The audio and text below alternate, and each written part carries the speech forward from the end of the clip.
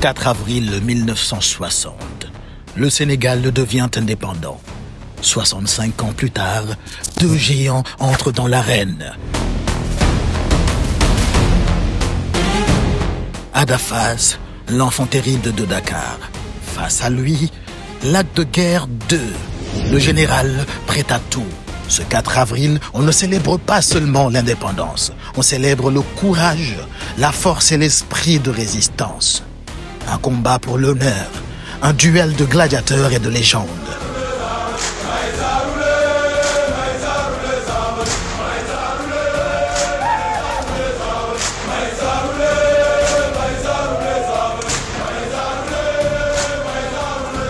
Préparez-vous. L'histoire s'écrit sur Senaffiche.com en live pay-per-view.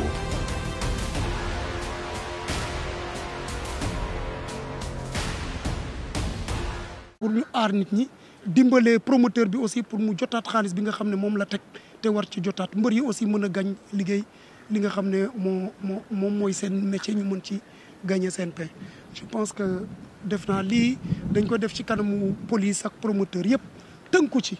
mbër yi nag ñu leen di ñaan ak seeni staff 12 personnes yooyu nga xam ne moom nga am te ñoo am accès ànd ak gunge la boo ñëwee ci porte réglé ko kër ga laata nga yegg si su ko defee porte bi dugg bi dina fluide di nga dugg facilement di nga génnaat facilement ci porte CNG pour accéder ci biir géew bi dañuy ubbi bunt yëpp directrice jël na matukaayam porte yi nga xam ne moom la arène bi am yëpp dinañ ko ubbi mooy porte bi nekk ci ginnaaw si moc armeel yi porte yi nekk ci ginnaaw côté Guédiawaye te ñu tëjoon ko yooyu yëpp dinañ ko ubbi pour dugg ci géew bi aussi dinañ leen ubbil ñetti porte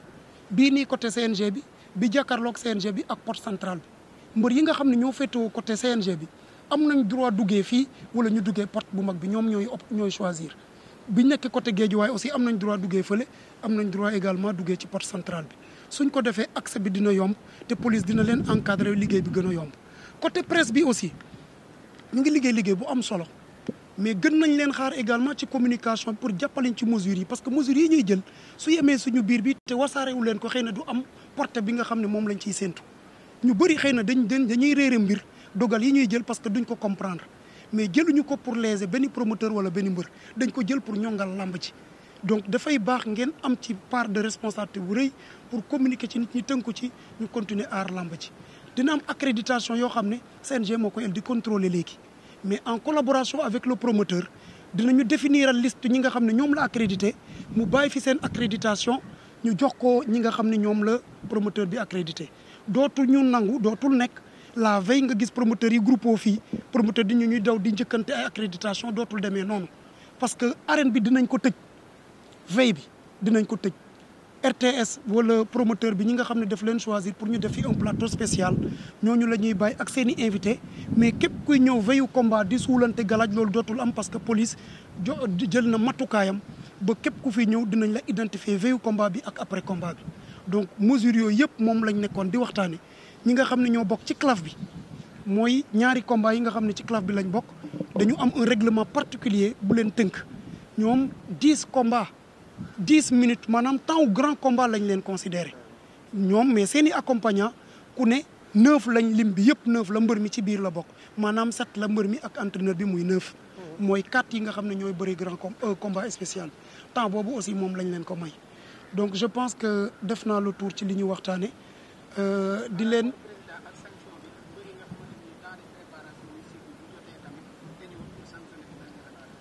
merci Modou Anta loolu mu wax dafa am solo trop te mbër yi bàyyi ko xel règlement dafa am loo xam ne dafa yàgg a nekk fi nit ñi di ko gérer pour sauver lamb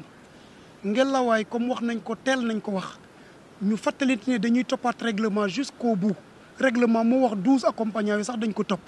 donc ça veut dire que noonu la ñuy toppee règlement bi nga xam ne mooy atte mbër yi règlement boobu mooy lan mbër mi bu ñu la woowee nga war a bëri sa temps de préparation jeex dafa am temps de préparation bu dee combat yu ndaw yi 5 minutes la bu dee combat bu mag bi 10 minutes la gannaaw 10 minutes bu passé dañuy commencer di décompter dépassement de temps bu yeggee ci 11e minute fay bi day gën a yokku bu yeggee 21e minute fay bi day gën a yokku su yeggee 29e minute à la 30e minute forfait la ak lu mënti xew dañuy forfait mbër moom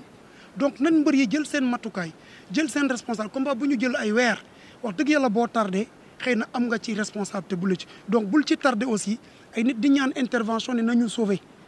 dañuy appliquer règlement sur toute sa rigueur parce que lamb lañ bëgg a sauver bëgguñu sauver benn mbër wala benn promoteur donc loolu nag dafay jaadu mbër mu ñu forfait mu xam ne moo def lu tax ñu forfait ko mais bu ñu sañoon du ñu forfait loolu texte yi nekkul sax règlement bi moo ko dogal mais règlement bu yàgg la kuy xool les règlements généraux da ngay gis ne en cas de forfait xaalis bi nga xam ne moom la mbër mi waroon am promoteur bi lañ koy delloo CNG amu ci dërëm promoteur keneen amu ci dërëm donc reliquat bi mu dese fii moom la ñuy jël intégral jox ko promoteur du loi bu bees loi bu yàgg la mais xëy na dafa mësul am cas bi dafa mësul am wala bariwul li mu am moo tax ñu foog ne lu bees la mais du lu bees forfait bu amee wute na ak li nga xam ne commission règlement et discipline te nekk CNG mooy saytu lamb mën na la convoquer parce que nag jël nga avance su promoteur te lii waroon ci contrat bi respecté woo ko donc au delà du forfait ak xaalis bi nga xam ne dañ koy delloo promoteur bi commission règlement et discipline mën na la woo yokk sa manager parce que moom mu waroon jouer rôle boobu te yéen ñëpp xëy na mën nañ juger nécessaire ñu teg la ay daal. convocation mbër yu mag yi ban heure la. mbër yu mag yi stade bi dinañ ko ubbi à midi mais sur le papier heure bi ñu bind nekkul ne par force mbër bi heure boobu lay ñëw suñu ubbee porte yi à midi dispositif nekk en place mbër mu ñëw dinañ la ubbil bàyyi la nga casé wu mais waxuñ ne heure bi exactement ci ngay ñëw donc convocation yi ñu ngi fi définir nañ ko ba jox ko lutteurs yi premier combat bi au plus tard 15h20 war na leen fekk ci biir mais midi bu ñu ubbee porte yi ba CNG taxaw mbër mu ñëw dañ lay bàyyi nga dugg nga installé wu jël sa temps li nga war a def yëpp mën nga ko def laata combat mais bu ñu commencé siffler premier combat bi mbër dootul dugg ci géew bi di def préparation ku ñëwati directement day dem ci cumukaayam mbër mu tardé également doo tuus bi neex nañu bëri nga la waay pour ñu jàppale ñi nga xam ne tuus moo leen di indi tënku leen ci taxi parce que mën nga tardé tuus sa tuus boobu indi problème ci heure bi nga xam ne moom la ñu waroon yemale lamb ji te su boobaa lamb moo ciy ñàkk defuñu ko pour kii mais pour juste sauver lamb ji mu jeex à temps premier combat bi ñi koy bëre 15h20 mooy heure bi gën a yéex pour ñu ñëw 15h30 deuxième combat bi troisième combat bi 15h40 quatrième combat bi 15h50 cinquième combat bi 16h beneen bi 16h10 mais bi mujj bi gën ko yéex 17h la kenn ki 16h45 loolu pour ku war a bëre avant te nga yor gàllaaj yu bëri ubbil nañ la porte à midi donc dara teewu la nga teel a dugg installé wu jël sa temps def li ngay def su boobaa xëy na forfait du la ci fekk te di nga mën a def sa préparation. ok voilà jërëjëf allez merci ok d'accord ok xëy na mu tënk lu gàtt rek merci.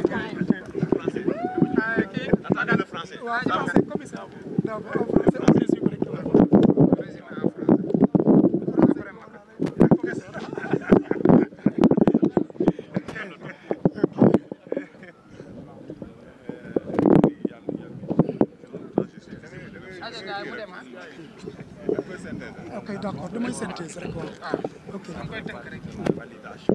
ok président 1 minute 30 en français. ok voilà nous venons de dérouler tout de suite la réunion de coordination comme on l'appelle habituellement la réunion de sécurité. À l'approche de chaque grand combat nous réunissons quand même tous les acteurs qui sont chargés de l'organisation de cet événement, à savoir le ministère de l'Intérieur représenté par les commissaires qui sont ici, la direction du stade, le comité national de gestion de la lutte, les managers des lutteurs de l'événement, le promoteur, pour ensemble voir les mesures, comment faire pour réussir le pari de l'organisation. Aujourd'hui, suite à l'arrêt des combats en cette période de Ramadan, les autorités étatiques ont jugé nécessaire de reprendre, mais à des conditions de revenir sur les normes réglementaires pour quand même réussir l'organisation. Parmi, entre autres mesures, il y a le déroulement des combats, l'heure de déroulement des combats. Il s'est dit, on a arrêté ensemble que le premier combat sera sifflé au plus tard à 16h et le grand combat au plus tard à 18h30. Par rapport à la jauge, nous avons dit que le stade, l'arène nationale, peut contenir au maximum, il est permis d'émettre 20 000 billets. 20 000 billets, il n'est plus permis à un promoteur d'émettre plus de 20 000 billets. Et à ce niveau, il y a une commission mixte qui sera mise en place, entre la police, le comité national et également le promoteur pour le contrôle avant et pendant la manifestation. À ce titre, déjà, le promoteur reviendra ici en réunion pour voir ensemble comment vérifier les billets, pour vérifier et pour voir également l'accès. Au niveau de l'accès dans les tribunes, toutes les portes de l'arène nationale seront ouvertes pour faciliter quand même l'entrée, l'accès dans les stades et aussi la sortie après le combat. Au niveau des combats, les convocations, je viens de le dire, les portes seront ouvertes à partir de midi. À partir de midi, les promoteurs, les lutteurs quand même, le dispositif sécuritaire sera mis en place et les promoteurs, les lutteurs, les accompagnateurs pourront avoir accès dans l'enceinte. Au lieu d'attendre la dernière minute pour venir créer des bousculades au niveau des portes, il est fortement recommandé aux lutteurs de prendre leurs dispositions pour venir à temps et afin de respecter quand même les mesures qui sont édictées. Mais dans l'ensemble, nous avons pris une batterie de mesures pour respecter scrupuleusement les mesures prises par les autorités de l'État. Pour les lutteurs, concernant les lutteurs, nous avons vu que généralement, au lieu de diminuer le nombre de combats et augmenter le taux de chômage au niveau des lutteurs, nous avons dit qu'il y a beaucoup de choses qui se passent à l'intérieur du combat qu'on peut enlever pour nous épargner un peu.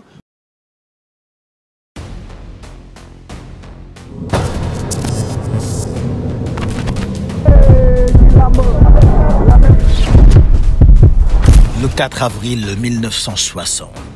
le Sénégal devient indépendant. 65 ans plus tard, deux géants entrent dans l'arène. Ada Fass, l'enfant terrible de Dakar. Face à lui, Lac de Guerre 2, le général prêt à tout. Ce 4 avril, on ne célèbre pas seulement l'indépendance, on célèbre le courage, la force et l'esprit de résistance. Un combat pour l'honneur, un duel de gladiateurs et de légendes.